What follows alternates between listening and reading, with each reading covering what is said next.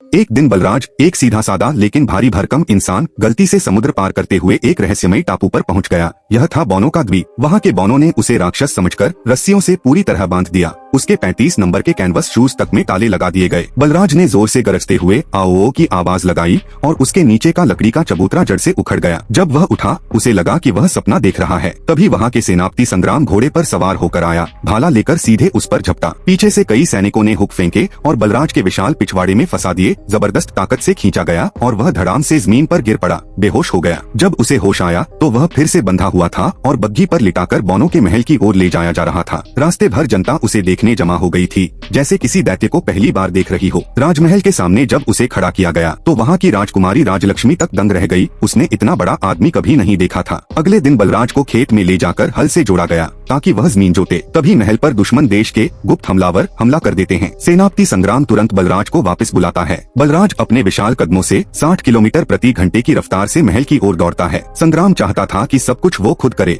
लेकिन कालीराम नाम का समझदार दरबारी समझता है कि संग्राम सिर्फ बड़बोला है। वह बलराज की बेड़ियां खोल देता है और उससे राजकुमारी को बचाने की गुहार करता है। बलराज तुरंत पहुंचता है, दो को उठाकर तालाब में फेंक देता है और राजकुमारी को बचा लेता है। तभी खबर मिलती है कि राजा चंद्रकेतु महल में आग में फंस गए हैं। बलराज दौड़ता है लेकिन हाथ जल जाता है। फिर वह अपनी बड़ी सी चड्डी उतारता है और उसमें से पीले रंग की एक शक्तिशाली पेशाब धार निकालता है। आग पूरी तरह बुझ जाती है। गंध थोड़ी भयानक होती है लेकिन नतीजा शानदार। तभी संग्राम गुस्से में आता है और दुर्भाग्य से बलराज अनजाने में उसकी ओर पेशाब कर देता है। पूरा प्रहार सीधा उसी पर होता है। वहाँ मौजूद सभी लोग हैरान हैं, लेकिन राजा नाराज नहीं होते। उल्टे बलराज को देश का रक्षक घोषित कर देते हैं। राजा बलराज को समुद्र किनारे एक आलीशान विला बनवा कर देते हैं। बलराज अब बौनों की दुनिया का सुपरस्टार बन चुका है। उसकी सेवा में लोग हैं जो कॉफी बनाते हैं, जूते साफ करते हैं, यहाँ तक कि सिनेमा देखने तक उसके साथ हजारों लोग आते हैं। राजा उसे वीरता पदक भी देते हैं, लेकिन इससे सेनापति संग्राम की जलन और बढ़ जाती है। संग्राम चुपचाप बौनों की सुरक्षा प्रणाली को निष्क्रिय कर देता है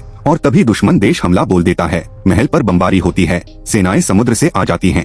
अब उम्मीद सिर्फ बलराज है। राजा फिर बलराज से मदद मांगते हैं। संग्राम ताना मारता है कि यह कुछ नहीं कर सकता। बलराज गुस्से में आकर अपनी लाल टी शर्ट और 48 नंबर की जूतियां उतारता है और समुद्र में दुश्मन की ओर बढ़ता है। लेकिन इस बार वह हमला करने के बजाय शांति से समझाने की कोशिश करता है। दुश्मन उसकी बात को हंसी में उड़ा देता है और बड़े इशारे से हमला करने का आदेश देता है।